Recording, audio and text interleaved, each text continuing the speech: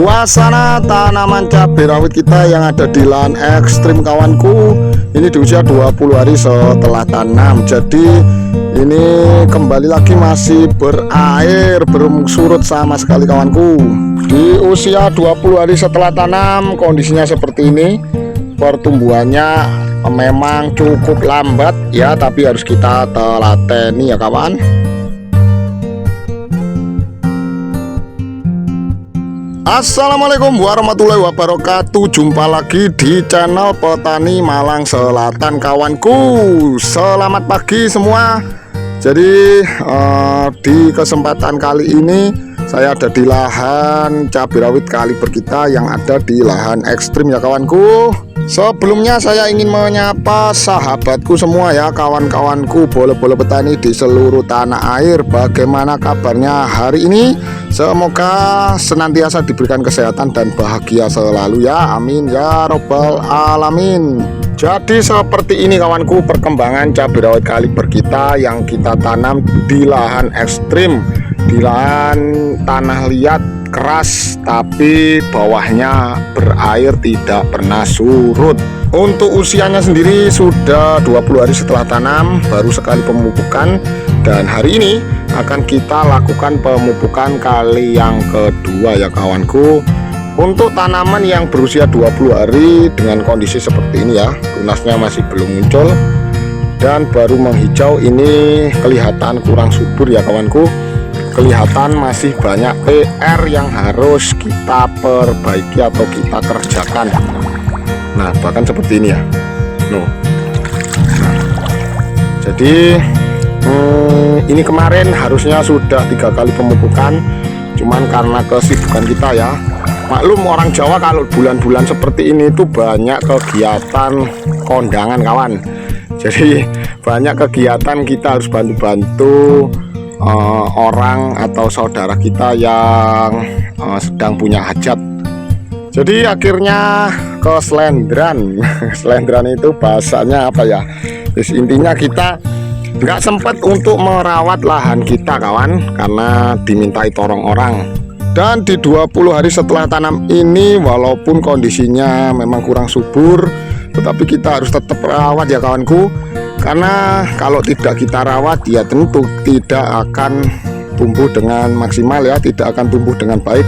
Jadi kita perbaiki lagi semaksimal kita. Walaupun kondisinya seperti ini, tentu menurut saya ini sudah lumayan bagus, mengingat tanamannya sudah menghijau, artinya sudah mau hidup ya, sudah hidup lah. Jadi nanti kita akan rawat lebih maksimal lagi setelah ini, karena kita sudah tidak ada jadwal untuk bantu-bantu di acara hajatan lagi. Untuk sulaman sepertinya masih ada lumayan banyak ya. Mungkin nanti akan kita pesankan sekitar 1 kotak lagi untuk sulaman. Jadi 1 kotak itu kalau di tempat sini itu 300 batang ya kawanku. Ya untuk persiapan nanti kita sulam di sini sama di lahan yang lain. Jadi yang belum tahu kawanku, kita tanam di 4 lahan berbeda. Lahan pertama itu sekarang usianya sudah sekitar 60 harian, sudah ada buahnya. Yang lahan pertama ini adalah lahan hutan ya, populasinya sekitar 800 pohon. Sedangkan di lahan kedua yang sudah berusia 35 hari itu populasinya 4000 batang, yang juga saya sepil khusus di playlist tanam cabai metode buku merah merona. Jadi kawan-kawanku yang ingin belajar tanam cabai ala saya ya, tanam cabai rawit modal irit-iritan hasil maksimal istilahnya, bisa pelajari di playlist tanam cabai metode buku merah merona. Dan ini adalah lahan ketiga kita, populasinya 3500 batang dan kondisinya seperti ini. Masih banyak PR, banyak kendala yang harus kita hadapi, mulai dari urusan rumput, urusan tanaman, bahkan urusan air atau drainase. Sedangkan di lahan keempat itu kita tanam usianya masih sekitar 6 hari, dan harusnya besok kita lakukan pemupukan perdana di usia 7 hari setelah tanam. Itu populasinya sekitar 5500 tanaman. Jadi secara keseluruhan di tahun ini kita tanam 13.000 batang. Ada kenaikan 3.000 batang dari tahun sebelumnya ya. Tahun sebelumnya kita 10.000 batang. Sedangkan saya juga ada rencana tanam CMK kawanku, yang mana mungkin perkiraan di bulan November atau Desember ketika sudah mulai turun hujan baru saya akan tanam. Itu varietasnya Vaklotan Bar ya, varietas lokal Sumatera Barat. Oke kawanku, jadi ini adalah bahan-bahan yang akan kita gunakan pada pemupukan kedua di usia 20 hari setelah tanam ini ya.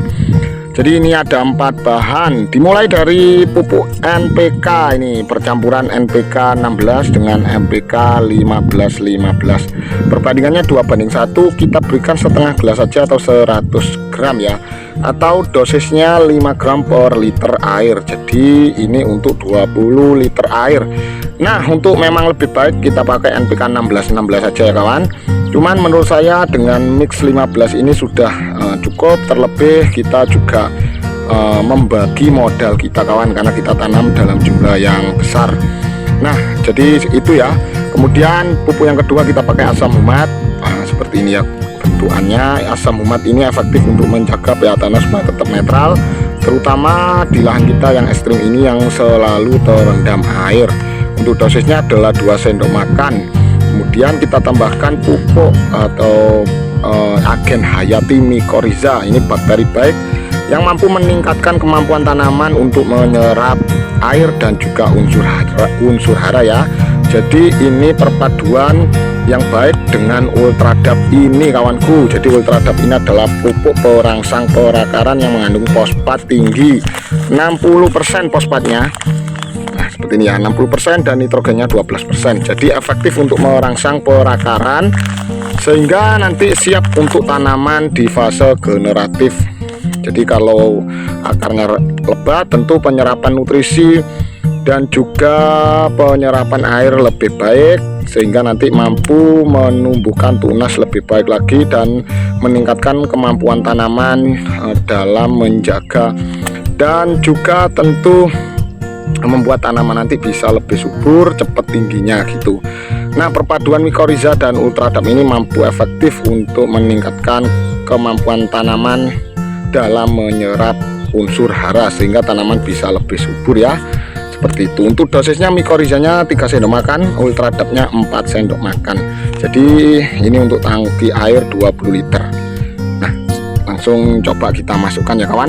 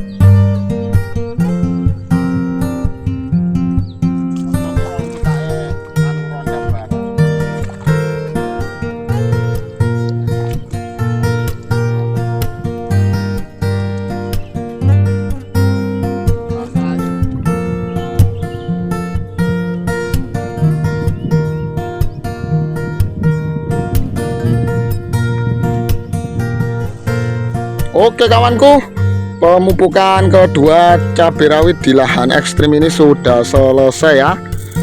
Jadi seperti ini kondisinya kawanku.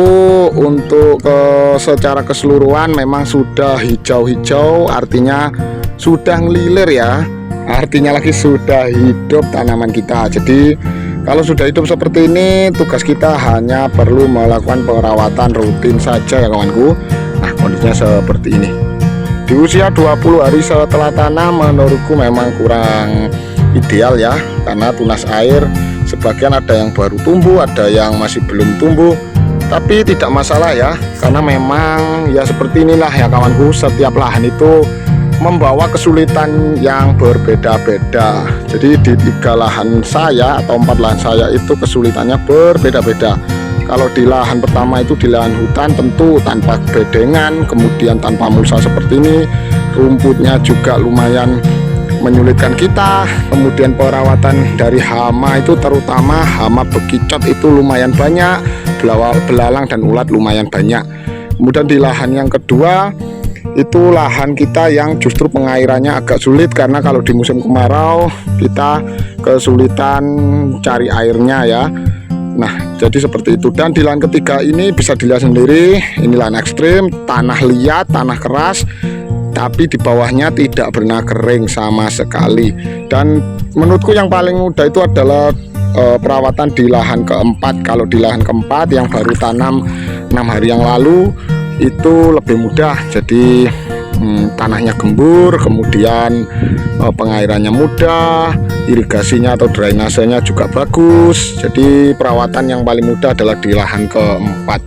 Tapi justru inilah kesenangannya kawanku, kalau kita jadi petani lurus-lurus saja itu kurang menantang menurutku ya. Jadi kalau ada challenge-nya seperti ini itu lebih menghibur untuk kita dalam perawatannya kawanku. Jadi selanjutnya perawatannya adalah penyepraian. Cuman untuk proses penyepraiannya itu akan saya sambung di video selanjutnya kawanku. Jadi jangan lupa subscribe channel Petani Malang Selatan supaya dapat notifikasi dari video terbaru saya selanjutnya ya. Khusus untuk di lahan ini sudah ada playlist khusus, yakni tanam cabai di lahan ekstrim. Nah jadi untuk kawan-kawanku yang juga punya lahan seperti ini dan bingung gimana perawatan tanaman cabai supaya tumbuh maksimal, bisa pantau, tonton terus playlist tanam cabai di lahan ekstrim ini ya. Video-videonya nanti pasti saya share selalu setiap tahapannya. Jadi kawanku, untuk penanaman cabai rawit saya itu semuanya ada di buku merah merona. Jadi saya share di sana lengkap, total ada 123 halaman. Tutorialnya mulai A sampai Z, mulai dari cara tanam, cara semai ya, kemudian perawatan cabai rawit fase vegetatif, generatif, bahkan pendalaman mengenai hama dan penyakit serta obat-obatannya semuanya ada kawanku. Hanya 30 ribuan saja. 30 ribuan bisa dapatkan pengalaman saya selama 5 tahun bertani cabai. Oke kawanku, terima kasih sudah menonton video saya dari awal sampai akhir. Untuk bukunya bisa didapatkan dengan klik link di deskripsi atau di bio media sosial saya ya. Hanya 30 ribuan saja. Wassalamualaikum warahmatullahi wabarakatuh. Salam petani makmur luar biasa kawanku.